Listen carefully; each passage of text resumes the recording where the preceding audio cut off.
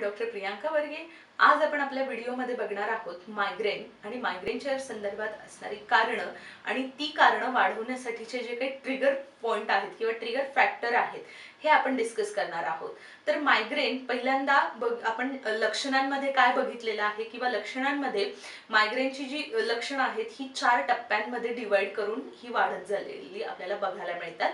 तर त्याच्यामधली पहिली स्टेप आहे ही प्रीड्रोम स्टेज, नंतरची आहे ही ऑरा।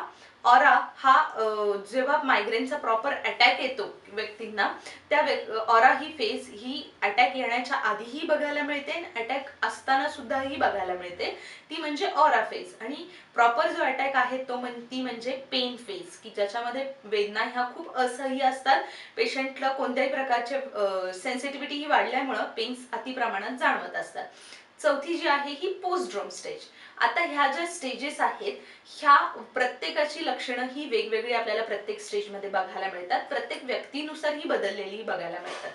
परंतु आता ही जी लक्षणं येतात यांच्या मागे काही कारणं आहेत की ज्याच्यामुळं यांची लक्षणांची इंटेन्सिटी किंवा तीव्रता ही बदलत जाते। तर अशी कोणती कारणं आहेत की पहिल्यांदा जेनेटिक किंवा एन्व्हायरमेंटल। जेनेटिक ही फार जी कंडिशन आहे ह्या कंडिशन मध्ये कोणताही एक सिंगल जीन किंवा कोणताही एक सिंगल जो आपण म्हणूया जीनचं पेअर आहे हा मायग्रेनचं कारण आजाराचं ठरू शकत नाही, कारण तो इनकॅपेबल आहे। एन्व्हायरमेंटल मधले पण काही फॅक्टर आपल्याला बघायला मिळतात। बऱ्याचदा असंही म्हणलं जातं की जो हायली इंटेलिजंट व्यक्ती आहेत, म्हणजे ज्यांचा ब्रेनची इन्व्हॉल्वमेंट किंवा ब्रेनचा वापर जास्त प्रमाणामध्ये होतोय, अशा व्यक्तींमध्ये मायग्रेन होण्याचं प्रमाण हे खूप बघायला मिळतं। परंतु असा कुठेही आपल्याला रेफरन्स बघायला भेटत नाहीये की त्याच्यामुळं हा मायग्रेन हा झालेला बघायला मिळतो। मायग्रेन होण्यामागची बरीचशी कारणं असतात की त्या व्यक्तींना असणारे फिजिओलॉजिकल किंवा जो काही फिजिओलॉजिकल स्ट्रेस म्हणूया आपण, की ज्याच्यामध्ये अगदी त्यांच्या ऍक्टिव्हिटी मधला stress, bipolar mood disorder, mood swings, irritability ही सुद्धा काही कारणं आहेत की ज्याच्यामुळं मायग्रेनची लक्षणं ही वाढली जातात। आता आपण बघूया की मायग्रेनची लक्षणं ही कोणती, आणि मायग्रेन होण्यासाठी बऱ्याचदा आपण लक्षणांमध्ये बघितलं की मायग्रेनमध्ये सिम्पटम्स कसे असतात की याच्यामध्ये नर्व इन्व्हॉल्वमेंट असते। नर्व, मग याच्यामध्ये ज्या आपल्या शरीरामध्ये 12 नर्व्स असतात तर त्याच्यामधली एक नर्व आहे ही ट्रायजेमिनल नर्व। ट्रायजेमिनल म्हणजे तिच्या नावामध्येच आहे, ती बॉडीच्या फेसच्या 3 पार्टला आपल्याला सप्लाय करत असते। मग ते कुठं, तर डोळ्याला, तसंच आपलं सायनसेसचा जो मॅक्झिलरी सायनस आहे आणि मॅन्डिबल म्हणजे आपण जेव्हा चावण्याची जी प्रोसेस करतो, जे आपलं जबडा आहे तर त्याचं जे हाड आहे याला किंवा जे बोन आहे याला सप्लाय करणारं म्हणजे ह्या तिघांना सप्लाय करणारी नर्व म्हणजे ट्रायजेमिनल नर्व। आणि बऱ्याचदा मायग्रेनमध्ये ही नर्व इन्व्हॉल्वमेंट असते आणि त्यामुळं ज्या ट्रायजेमिनल नर्व ह्या 3 भागांना जेव्हा सप्लाय करत असते त्यावेळी तिथे वेदना जर म्हणजे मायग्रेनचा अटॅक येतो त्यावेळी तिथल्या पेन्स ह्या खूप असतात, पेशंटला सहन न होण्या इतपत ह्या पेन्स ह्या तिन्ही पार्टमध्ये पेशंट्सला आपल्याला बघायला मिळतात। तर आता आपण बघूया अशी कोणते ट्रिगर फॅक्टर आहेत। ट्रिगर म्हणजे काय की स्टिम्युलस देणारे, म्हणजे उत्तेजित करतायत की जे पेन ऍक्च्युअल मायग्रेनचा जो अटॅक येतोय, जे 4 टप्पे आहेत प्रोग्रेसचे, तर या टप्प्यांमध्ये हे जे आपण आता पॉइंट डिस्कस करणार आहोत याच्यामुळे त्याला स्टिम्युलस मिळतोय आणि त्या अटॅकची इंटेन्सिटी किंवा तीव्रता ही वाढली जाते। तर त्याच्यामध्ये पहिला आपण बघणार आहोत की स्त्रियांमध्ये एस्पेशली पाळी येताना, प्रेग्नन्सीमध्ये, नंतर लॅक्टेटिंग फेजमध्ये आणि मेनोपॉझल किंवा पाळी बंद झाल्यानंतरची, हे जे 4 महत्त्वाचे टप्पे आहेत, ह्या प्रत्येक 4ही महत्त्वाच्या टप्प्यांवर त्यांच्या शरीरामध्ये असणारं इस्ट्रोजन नावाचा जो हार्मोन आहे याच्या पातळीमध्ये आपल्याला फ्लक्च्युएशन बघायला मिळतं, म्हणजे चढ उतार बघायला मिळतात। आणि या चढ उतारांचा परिणाम हा सुद्धा मायग्रेनचे अटॅक वाढवायची इंटेन्सिटी याच्यामध्ये आपण बऱ्याचशा पेशंट्समध्ये आम्ही ऑब्झर्व केलेली आहे।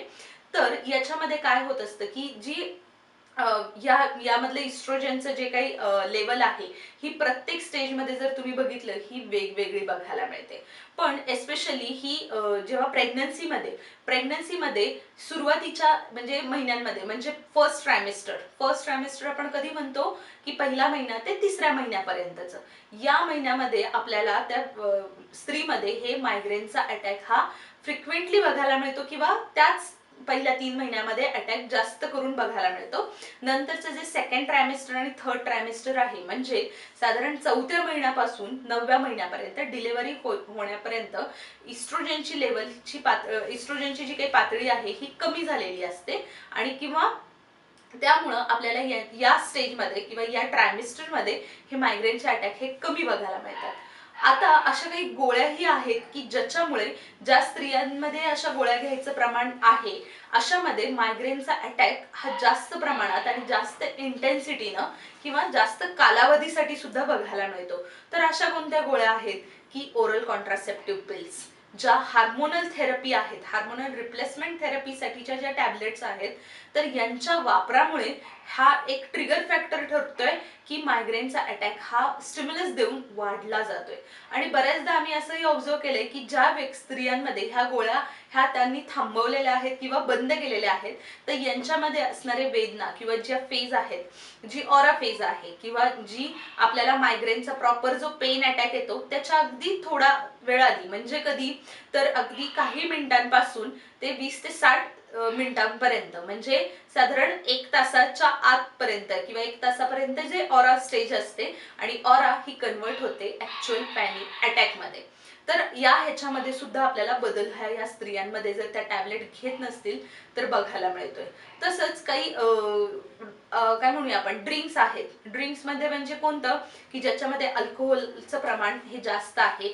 तसंच चॉकलेट, कॉफी याच्यामध्ये असणारं जे काही टॅरामायसिनचं प्रमाण आहे हे जास्त प्रमाणात असतं आणि हा एक घटक आहे की ज्याच्यामुळे मायग्रेनचा जो अटॅक आहे याला स्टिम्युलस मिळतो आणि वेदना ह्या पेशंटच्या वाढलेल्या बघायला मिळतात. तसेच वातावरणातले पण काही बदल आहेत की त्याच्या वातावरणातल्या बदलांमुळे पेशंटला मायग्रेनच्या ज्या अटॅकची सिव्हिरिटी आहे ही सुद्धा वेगवेगळी आहे. हे प्रत्येक व्यक्तींमध्ये जे आता आपण ट्रिगर फॅक्टर डिस्कस करतोय हे प्रत्येक व्यक्तिपरत्वे हे बदललेले आहेत, म्हणजे यांची इंटेन्सिटी ही एका व्यक्तीमध्ये एवढी तर दुसऱ्या व्यक्तीमध्ये भिन्नही असू शकते. तसंच आपण बघूया सेन्सिटिव्हिटी.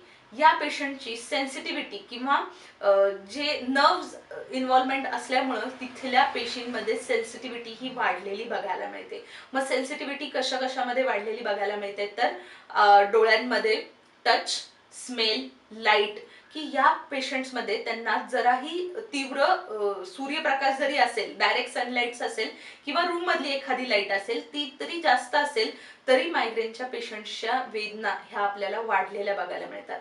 एक नॉर्मल व्यक्तींमध्ये जे असतं तेवढा स्मेल किंवा तेवढा टॉलरन्स हा या पेशंट्समध्ये आपल्याला बघायला मिळत नाही आणि एस्पेशली ह्या ऑरा आणि अटॅक फेज मध्ये ह्या इंटेन्सिटी ही आपल्याला जास्त बघायला मिळते.